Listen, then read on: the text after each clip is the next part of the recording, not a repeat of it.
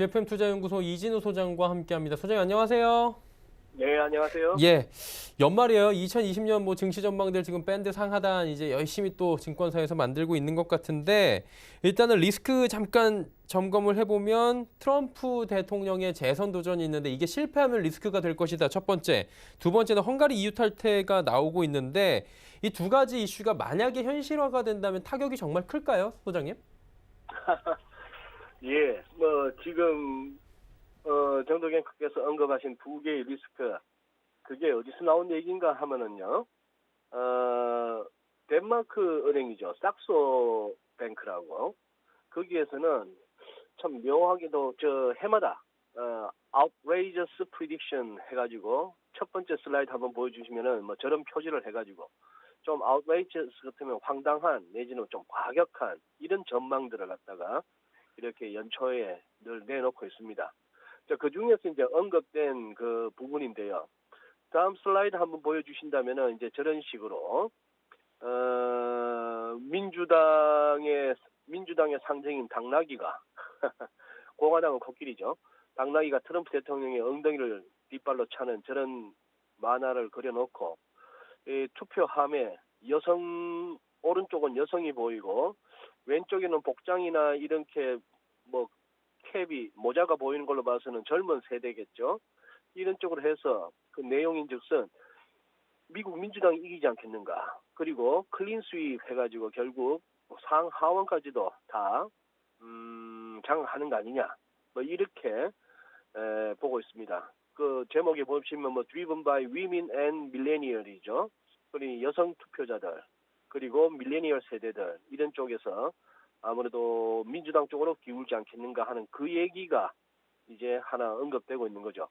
지금 그동안에 트럼프 대통령이 재선에는 별 문제가 없는 것 같고, 지금 경선 과정에 있습니다만, 당 내부적인 경선 과정에 있습니다만, 바이든이든, 엘리자베스 워런이든, 버니 샌더스든 간에, 또 요즘 한참 또 떠오르는 젊은 지방의 시장도 있죠. 이름이 좀 어려워서 기억을 못 하겠습니다만.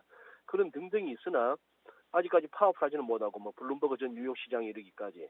그런 상황에서 트럼프 대통령이 탄핵에 미국 언론에서는 계속해서 좀 숨가쁘게 진행은 되고 있습니다만, 아직까지는 트럼프 대통령의 재선, 꼭 이렇게 지난번 2016년 선거 때처럼 전체 득표에서는 힐러리 클린턴에게 후보에게 밀렸음에도 불구하고 선거인단 확보에 있어서 좀 앞섰던 트럼프 대통령.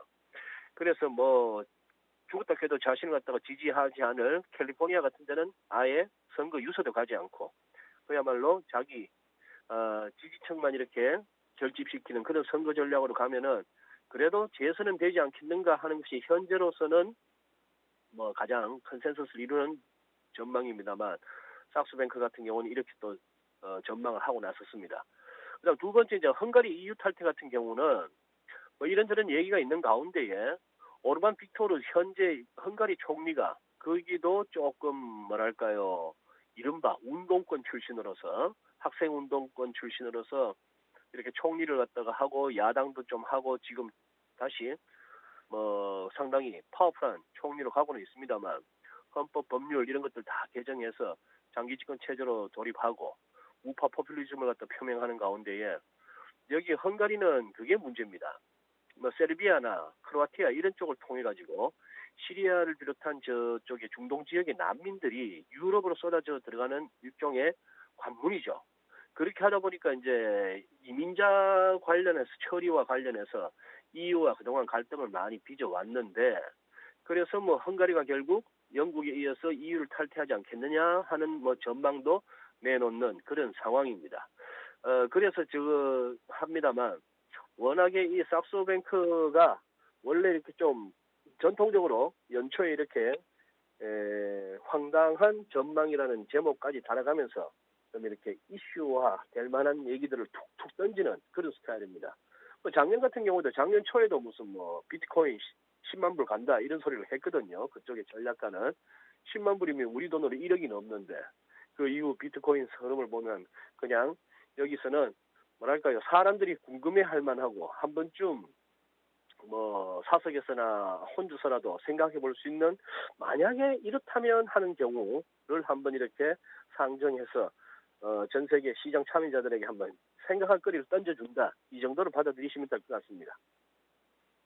사실 이 삭소뱅크라는 곳에 대해서 굉장히 생소하다라고 다들 거기가 어디지? 라고 생각하실 것 같은데 이 외에도 그렇다면 여기서 제시한 뭐 리스크 전망 중에 우리가 그래도 좀 주목해 볼 만한 게 있을 거 아니에요? 어떤 것들을 조금 더 들어볼 수 있나요? 예.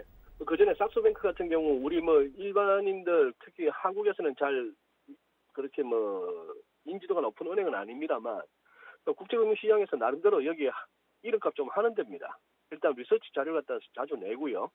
뭐 이렇게 FX 시장 같은 데도 저도 90년대 초반 이렇게 딜러 초년생 시절에 삭스뱅크라는 이름도 듣기도 하고 뭐 활발하게 프라이싱 코트도 하고 하는 뭐 그런 은행이었던 것 같은데 예. 그 외에도 이번에 2020년 얘기한 것 중에 한번 좀 생각해 볼 만한 게 이겁니다. ECB가 내년에 금리 인상에 나선다라고 지금 이렇게 삭스뱅크에서는 이렇게 또 전망을 하고 나섰습니다. 사파에 보면은 지금 제일 오른쪽은 지금 그 EU 새로운 집행위원장 독일의 그 5자녀의 어머니라고 하는 이름도 꽤 긴 분이죠. 오늘 좀 제가 컨디션이 안 좋네요. 그다음에 가운데 크리스틴 라가르드 저기 ECB 총재 그리고 왼쪽은 아마 EU 정상회의 의장일 겁니다. 그렇게 해서 하는데 이제 ECB가 우리 생각에는 계속해서 양적 완화 그리고 뭐 마이너스 예치금 금리 유지하지 않겠느냐 하는 쪽인데 거기에 대해서 조금 더 허를 찌르는 그런 전망이 하나 나오고 있는데요. 뭐 만약에 그렇게 된다면은 내년 또 시장은 굉장히 또 변동성이 커질 수가 있겠죠. 무엇보다도 은행들이 지금 같은 마이너스 금리 내지는 제로금리, 초저금리 환경을 갖다가 더 이상 견디기에는 좀 한계에 이르렀다 하는 측면에서 나온 전망 같고요. 또 하나 이렇게 눈길을 끄는 건 저는 그 다음 슬라이드 한번 보시면은 아시아에서 아시아 런치드 뉴 리저브 커런시 이렇게 이제 말이 나오고 있죠. 결국 미국 달러, US 달러 디펜던스 거기에 종속돼 있는 데로부터 좀 벗어나기 위해서 그래서 지금 미국을 상징하는 독수리하고 중국을 상징하는 용이 지금 이렇게 뭐 그야말로 지금 다투고 있는 그런 사파를 그려놨습니다. 용 가운데는 또 AIIB라고 되어 있죠. 아시아 인프라 투자 은행 뭐 이런 식으로 해서 중국이 1대1로와 더불어서 저 AIIB를 통해서 돈줄로 또 이렇게 아시아 주변국들 그리고 미국을 제외한 쪽으로 영향력을 넓히겠다는 이제 의도가 나타나는 그런 흐름인데 아마 우리가 IMF에서 스페셜 드로잉 라이츠라 해서 특별 인출권이라고 가끔씩 책에서 보았던 그런 비슷한 개념의 아시아 드로잉 라이츠 ADR 이런 식으로 해서 아마 블록체인 기술을 이용한 가상화폐 차원에서의 또 새로운 기축통화 체제를 갖다가 또 구축하는 데 나서지 않을까 하는 이 전망도 상당히 눈길을 겁니다. 굳이 꼭 2020년에 현실화되지 않는다 하더라도 저 개연성과 또 저것을 노리는 어떤 중국을 비롯해서 뭐 미국의 달러 패권에 불만이 많은 여타 뭐 국가들 사이에서는 항상 저것은 또 생각해 볼 만한 화두가 될 수가 있겠습니다. 그리고 내년 증시 리스크를 꼽을 때 요즘에 연준 얘기가 다시 나오는 게 연준이 트럼프 대통령의 지금 어느 정도 요구사항을 들어주고 있지만 그 부분과 정반대로 간다거나 통화 정책을 다시 미국 온마이웨이로 간다면 좀 힘들어지지 않을까라는 얘기도 나오고 있는 건데 왜 연준이 최대 리스크로 부각이 되고 있는지 소장님 조금 더 짚어주시면 좋을 것 같아요. 연준요. 네. 글쎄요. 말 나온 김에 보니까 작년에 2019년 시작할 때 삭스뱅크의 그 10가지 전망 중에는 트럼프 tells to power you are fired 이런 제목도 있었습니다. 트럼프가 파월 의장한테 당신 해고야라고 얘기할 것이다 이렇게 했는데 뭐 그 상황까지는 가지 않았더라도 어느 정도 비슷했죠. 뭐 연초에 그때 특히 작년에 뭐 이렇게 금리 인상 때문에 4분기 망가지고 했을 때 해바뀌고 나서 트럼프 어떻게 자를 방법 없을까 이런 얘기들을 우리가 그때 외신에서 접하게 되고 방송에서도 언급하고 했던 기억이 납니다만 예, 어쨌거나 지금 이제 연준 무슨 얘기인가 하면은 지금 이제 금년 7월 그리고 9월 10월에 있어서 세 번에 걸쳐서 금리 인하를 했습니다. 처음에 7월 달에 금리 인하할 때 미드 사이클 어저스먼트라는 표현을 써가면서 그렇게 해서 이것은 경기가 나빴으라기보다도 현재 호황 국면을 갖다가 계속 유지하기 위한 경기 침체를 막기 위한 보험성 금리 인하다라는 것을 강조하면서 한 번 내렸던 것이 어느덧 세 번까지 왔는 상황에서 그 다음에 이제 10월 FOMC에서 이제 당분간 또 금리 인상 또한 포즈 이제 중단 모드로 접어든다라고는 했습니다. 그러나 이제 그동안에 시장의 여러 가지 프라이싱은 뭐였는가 하면은 채권 시장이었건 뭐 증시건 결국 내년에 가서 금리를 더 내려야 할 거 아닌가 하는 것이 지금 뭐 주가나 국채 수익률, 뭐 환율 이런 데도 좀 반영이 돼 있다고 본다면은 지금 지난주 금요일 날 나왔던 고용 지표 뭐 벌써 어제 그해서 다루셨겠습니다만 이게 너무 좋잖아요. 너무 좋은 상황에서 과연 연준이 금리를 갖다가 시장의 예상이나 기대만큼 내릴 수 있을까? 그렇지 못한다면 혹시나 금리를 올린다면 하는 부분이 가장 이제 연준발 리스크로 회자되는 걸로 이해됩니다. 그리고 이제 FOMC 바로 이제 여쭤봐야 되는 시점이 된 것 같아요. 이번에는 사실 금리를 뭐 올리거나 내리기보다는 동결이 예상된다라고 시장에서 거의 예측을 하고 있는 것 같은데 그 부분 말고라도 특별히 저희가 좀 봐야 되는 부분이 있습니까? 이번에 봐야 되는 거는 이번이 이제 12월 FOMC라서 또 이제 하나 더 살펴볼 게 있죠. 바로 점도표입니다. 즉 3, 6, 9, 12월에 분기 말 달에 열리는 FOMC에서는 FOMC 위원들이 자신들이 생각하는 올해 말, 내년, 후내년, 그리고 3년 후, 그리고 롱텀으로 봤을 때 적정한 정책금리가 어디쯤이라고 생각하느냐에 대해서 점을 찍어 나오는 거 아닙니까? 우리가 방송에서 자주 언급했고 주로 연준의 그 찍힌 점 가운데서도 중간값을 가지고 연준의 의지를 갖다가 뭐 우리가 조금 긴축적이다, 완화적이다 이런 식으로 우리가 평가를 해왔습니다. 지난 9월 FOMC에서 제시된 점도표는 사실상 10월 FOMC에서의 추가 한 번 더 세 번째 금리 인하를 반영하지 않았기 때문에 이번에 나오는 점도표에서 2019년도 점은 거의 한 군데로 몰려 있을 겁니다. 즉 지금의 1.5에서 1.75 사이에 되어 있는 연방기금금리 목표 범위 그 중간값에 이렇게 점들이 모여 있겠죠. 혹시나 한 명 정도 뭐 이렇게 더 이제 마지막 회의니까 그거 뭐 다 몰려 있다고 보는 거고 시장이 주목하는 거는 이제 내년 후내년에 그 점도표에서의 중간값이 어떻게 될 것인가 하는 것입니다.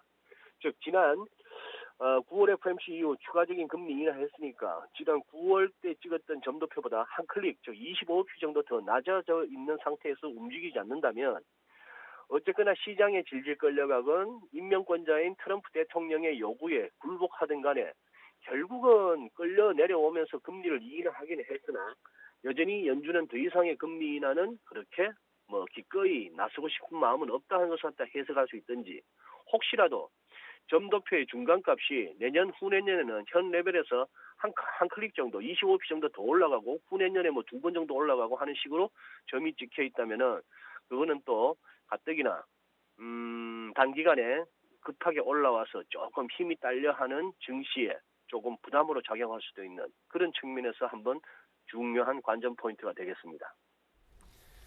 자, 이제 15일 닷새밖에 남지 않은 미중 간의 무역 협상 추가 관세 부과가 현실화가 되느냐 마느냐인데 지금 팽팽하잖아요. 양 국가가. 중국은 조금 내줄 건 내주고 좀 하려는 의지도 있고 미국도 어느 정도는 하려는 것 같은데 이게 쉽사리 해결이 될 것 같지도 않고 그러다 보니까 불확실성만 커지고 있는데 이 부분은 어떻게 봐야 됩니까? 그 시장 상황을 좀 같이 연결지어서 마지막 이야기 들어볼까요? 네. 지금 뭐 시장에서는 그렇게들 보고 있죠. 15일 날 지금 한 1,560억 달러, 우리가 그냥 뭐 1,600억 달러, 애초에 9월 1일 날 부과하기로 했다가 12월, 15일까지 이렇게 관세 부과를 연기시켜놨던 이 부분, 이른바 필수 소비재. 미국 소비자들이 이거 관세를 내서 물건값이 비싸졌네라고 바로 피부로 느낄 수 있는 그런 품목들에 대해서 연기를 해왔는데 자 이제 만약에 1단계 무역 협상이 그대로 미국과 중국이 어느 정도 절대적으로 만족이야 못하겠지만 상대가 서로 양측이 다 이렇게 이 정도면 무난하다. 이 정도면 적어도 체면은 깎이지 않겠다는 차원에서 합의가 이루어진다면은 아마 미국에서는 그 12월 15일 날 부과하기로 했던 그 관세를 부과하지 않겠죠. 또 그렇게들 다들 이해하고 지금 현재 시장은 움직이고 있습니다. 그러니 최악의 시나리오는 협상 타결 실패와 더불어서 12월 15일 날부터 다가오는 일요일부터 관세를 갖다가 15% 때리는 거. 이거면 조금 시장은 너무 낙관적이었던 그동안의 프라이싱에 대해서 뭔가 급하고 또 과격한 조정이 필요할 겁니다. 그렇지 않은 이후에 그러면 쭉쭉 뻗어갈 수 있는가 하는 부분은 과연 충분히 선반영된 시장에서 그것이 얼마나 더 호재로 작용할 수 있을 것인가 하는 부분은 조금 퀘스천 마크고요. 그래서 다우지수 주간 차트를 제가 슬라이드를 보내드렸는데 위클리 차트에서 오른쪽 부분에 한번 주목해 보시죠. 즉 지난주 주봉이 아래 꼬리가 굉장히 길게 달려 있는 모습입니다. 그리고 나서 어제 하루 시장이 이제 새롭게 주봉이다 보니까 어제 하루 움직인 것이 살짝 음봉으로 지금 시작하고 있는 모습이죠. 그래서 그 다음 슬라이드를 보신다면은요. 이게 제가 이번 주에 다른 방송국에서도 다른 방송이나 프로그램에서도 굉장히 강조하고 있는 그런 내용이긴 합니다만 캔들 차트가 일봉이든 주봉이든 월봉이든 간에 저렇게 아래꼬리가 달리는 캔들이 나오면은 우리 기술적 분석으로 시장에 접근하는 분들은 굉장히 긴장하고 또 흥분됩니다. 왜냐하면 이것은 어느 경우나 추세 반전의 가능성이 높기 때문입니다. 특히 긴 하락 추세 끝에 나오는 아래꼬리 달린 저거는 망치형이죠. 해머라고 해서 저거는 거의 예외 없이 추세 반전으로 작용합니다. 그래서 긴 하락을 끝내고 강력한 꼬리를 갖다가 달고서 이제 상승세로 돌아서는 그런 모습이고요. 또한 긴 오랫동안의 상승 추세 끝에 나오는 저 아래꼬리 달리는 거. 여기서 양봉이냐 몸통이 양봉이냐 음봉이냐는 중요하지 않은데요. 저렇게 나왔을 때는 조금 기술적으로 우리가 그 패턴 자체를 그 캔들 자체를 불러주는 게 이름이 다릅니다. 교수형이죠. 이른바 행잉맨입니다. 대학 교수님이 교수가 아니고 목 졸라 죽이는 교수형 집행 이런 것처럼 그 교수형입니다. 그런 식이라서 그런데 이제 이 교수형은 기술적 분석가들 사이에서는 그렇게 알려져 있죠. 적어도 망치만큼 100% 확신하기는 좀 힘들다. 이 부분은 꼭 하락 반전으로 연결되기 된다고 장담할 수는 없다. 그래서 그 이후 흐름을 확인해야 된다. 그래서 그 이후 첫 거래가 그 다음 나오는 캔들이 이 행잉맨에 의심되는 그런 패턴 캔들 나온 이후에 음봉이나 낮게 시작하는 경우라면은 조금 이 교수형에 될 가능성이 높다 하는 차원이죠. 자, 시간도 짧고 지금 스튜디오에서 제가 설명을 못 드려서 이렇게 간략하게 합니다만 그냥 이진우의 시장 돋보기라든지 이진우 주식 투자 이진우 이렇게 해서 유튜브에서 이 내용과 관련해서 한 번 더 복습을 하시면 좋을 것 같습니다. 지금 결국 핵심은 뭐냐?